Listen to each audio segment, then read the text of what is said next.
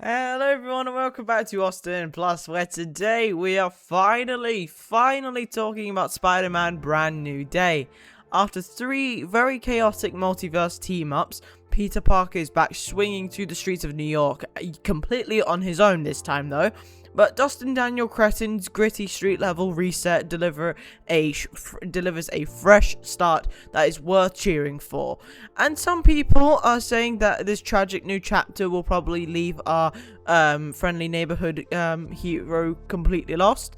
Or is that not the case in this new era? So yes, today we are talking about my personal thoughts on Spider-Man Brand New Day. I saw this on release, I saw it then 2 days later, and I really I was going to go and see it a third time, and then ticket prices went up exponentially high, so I decided I'll save my money.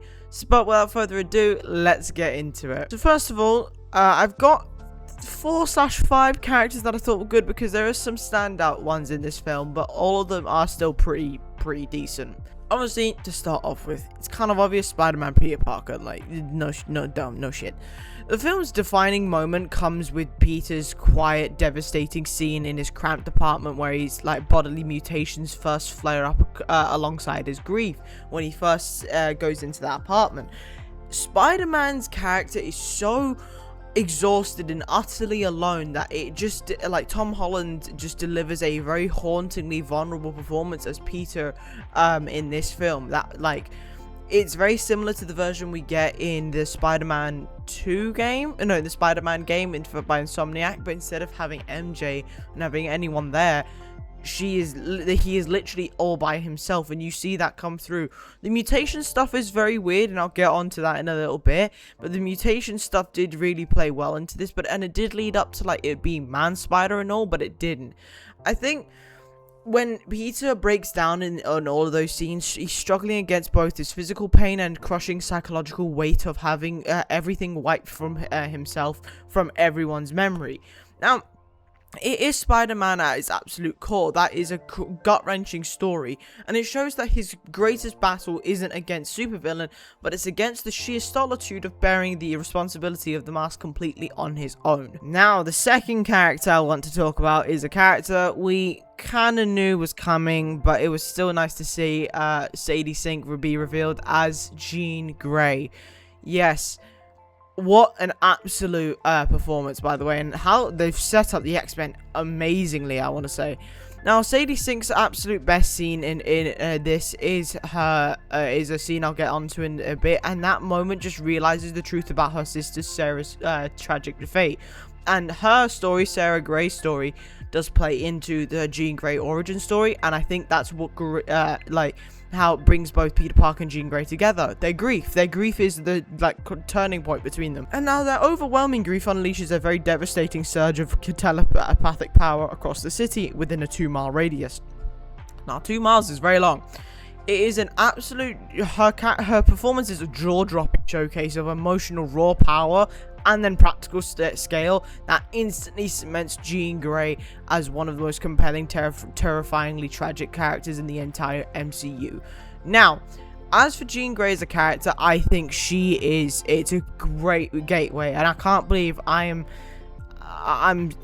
going into the mutant saga in the MCU. It's actually mental.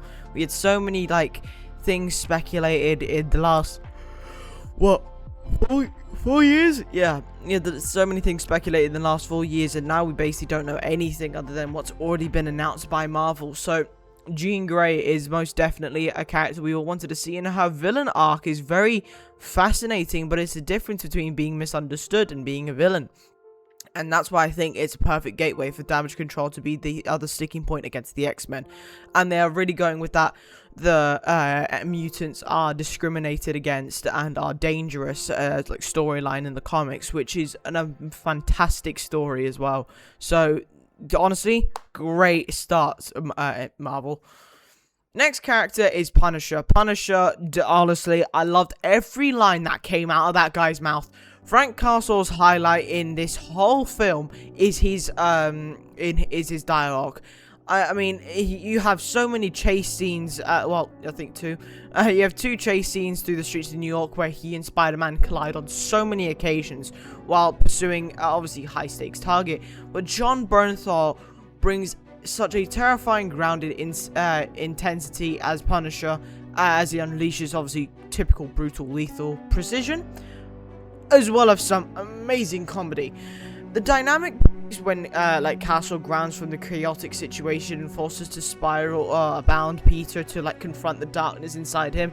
And I love how they do get along together, but they and at the end of the film they realize that they are basically one and the same, and then they are friends. That whole Staten Island thing is it shows that they are friends, and I think it shows a whole new side to Punisher that we've never seen. In that special presentation we got not too long ago, we've finally seen he's come to terms with his grief, so now he's taking on the like proper persona of Punisher, whether he's and he's not going to be a hired mercenary or anything now. And I think that's a great future for Punisher. I don't know what else he'll appear in, but that is an amazing future for that this version of Frank Castle. And I don't want John Berthel to ever like, no one will play Punisher like him. Now, I've kind of put these two characters into one because they're basically like the, what do you call it, anchor to Peter Parker's sadness, but they don't play a big role in this film, but I do want to acknowledge their performances anyway.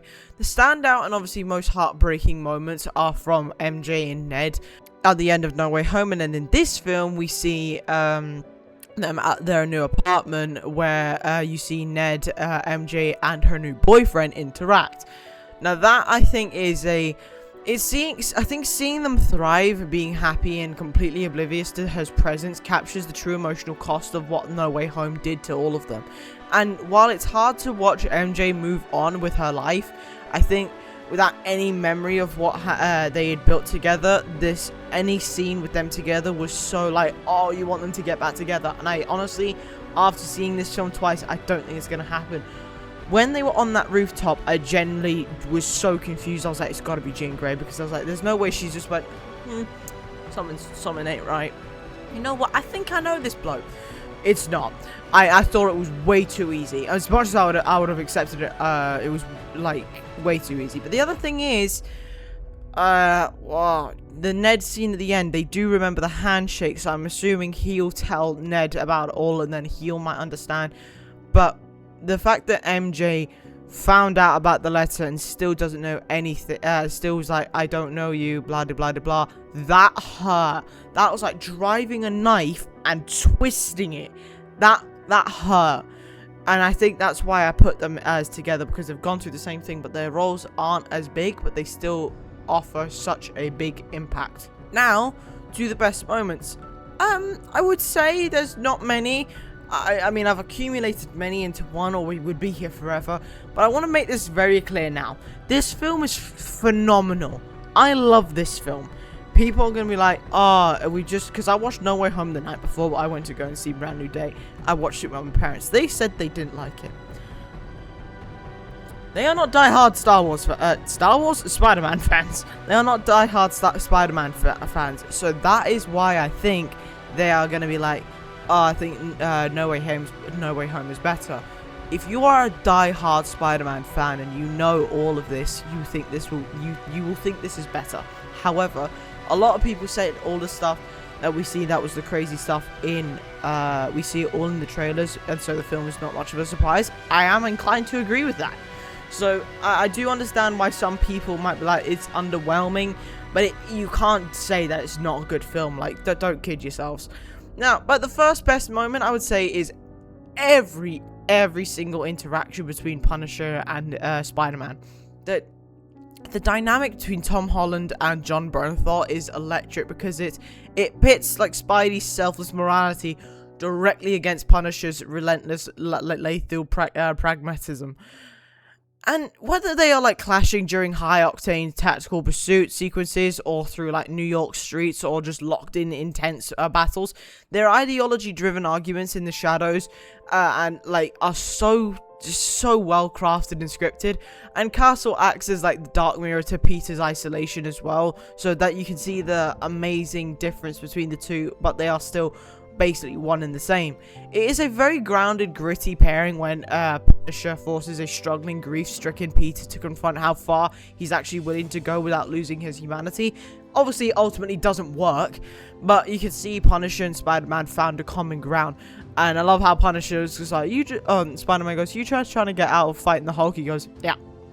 I love that. I think it's a brilliant, like, interaction between the two. Now, the other one is, I think, another scene is, I think this was such a scene. Now, I want to tell this story. I saw this twice. First one was with a friend and everyone. First one was with one of my best mates. And he was sitting there. He was like, oh, yeah, it's a good scene. It's a good scene. Second time, saw it with my other best mate. Scene comes on. You know what? I'm going to go to the toilet. Huh?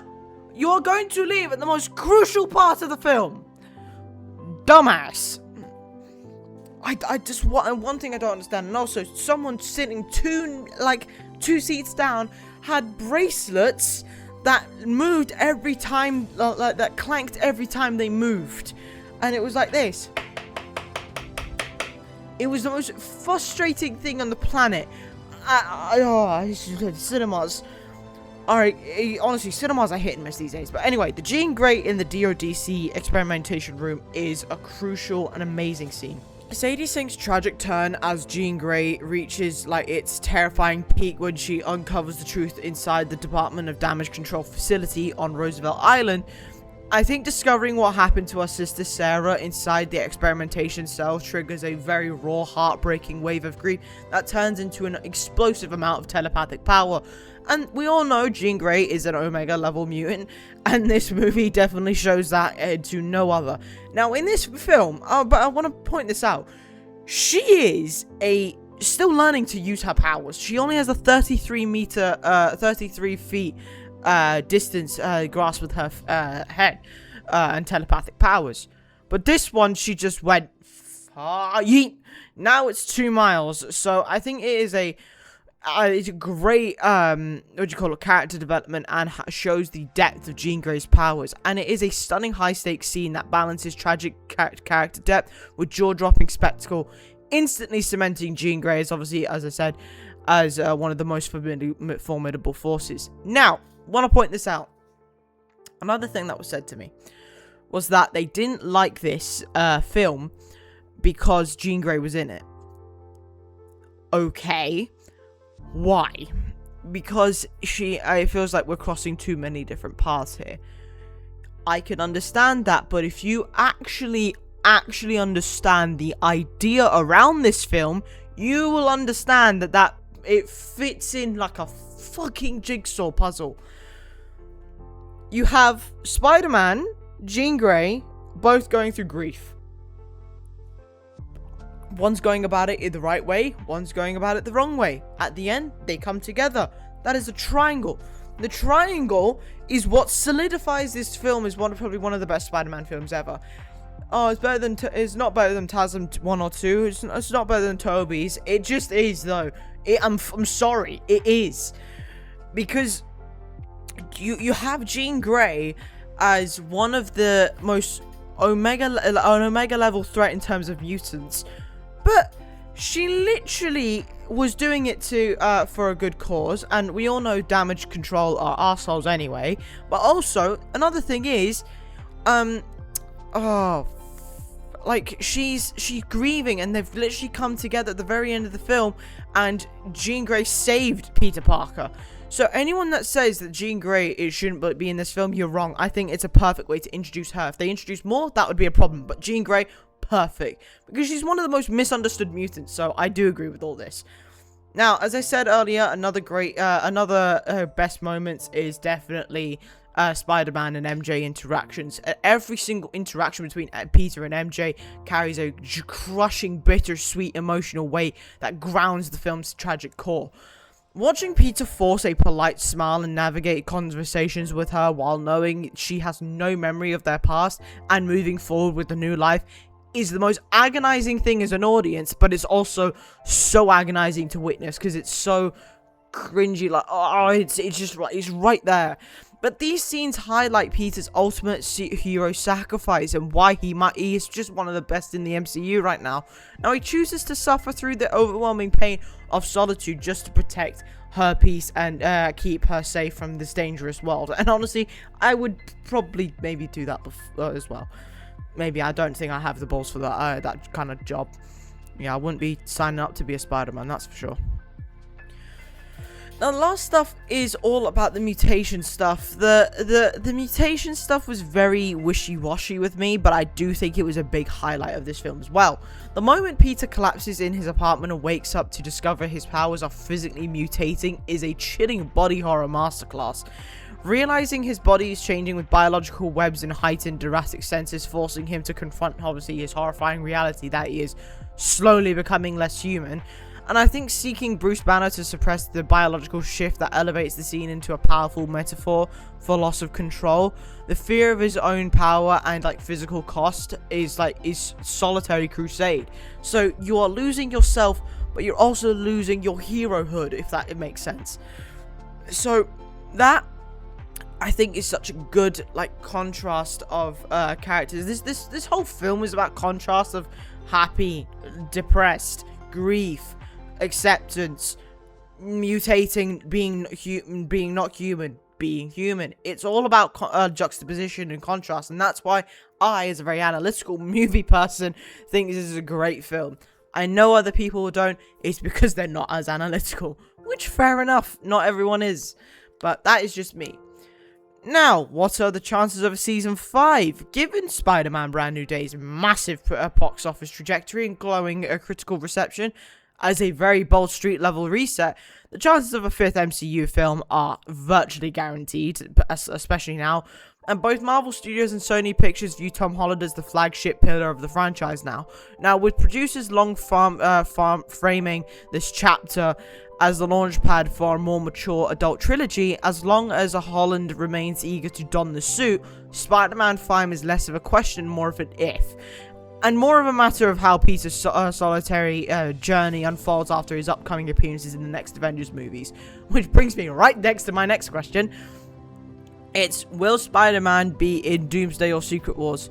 Now, if we are basing off I'm saying this now, if you're basing off the post-credit scene, I'm saying Secret Wars, he will not appear in Doomsday. Given the Spider-Man standing as one of the MCU's premier heroes, his appearances in Avengers Secret Wars is effectively guaranteed as the multiverse saga reaches its climax. Now, while his role in Avengers Doomsday may be limited to a minor cameo or absent entirely following the events of his solo outings, Tom Holland has strongly hinted at joining the production. And as of last week, or this week, Avengers Secret Wars has gone into official filming and production. But ultimately, whether a core leader or key multiversal player, whether that is, Spider-Man is practically locked in to play a crucial part in Marvel's next grand crossover events. And I doubt it's going to be the last time we see him. Now, other reviews. I'm going to keep an open mind with these ones. There's only one, but anyway. Empire Magazine says a more mature, emotional, and distinctively ground-level Spider-Man Brand New Day doesn't escape some of the usual MCU's pitfalls that finds its heart in an earnest performance from Tom Holland. I can't tell if that's good or bad. I can't say if it's... Now, if we're comparing this film alone to the vibes of the last one, while the Home trilogy leaned into a breezy, tech-fueled coming-of-age adventures and multiverse fan service, Spider-Man Brand New Day trades that high school optimism for a darker, grounded exploration of Peter Parker's isolation and trauma. Stripping away stark tech and grand high-stakes team-ups, this new chapter focuses on raw street-level heroics and heavy emotional weight as solitary Peter navigates adulthood completely on his own. Now, ultimately, where the trilogy built on Peter's world and support network, Brand New Day tests the core of his resilience and stripping away it altogether. I'm saying this now. I think Spider-Man Brand New Day is one of the best Spider-Man films out there. The reason I say that is I don't think it's better than, Into the Spider-Verse. Or Across the Spider-Verse. I'm sorry, them two films are just too good. I'd say this is number 3 though. In terms of live action, yes, top 1. The one thing is though, this is just such an iconic film, and it will be one that I watch often, and the soundtrack as well is phenomenal as well. Now, people don't believe me, like, I've got no Funko Pops of them, I mean, fair enough, I don't yet.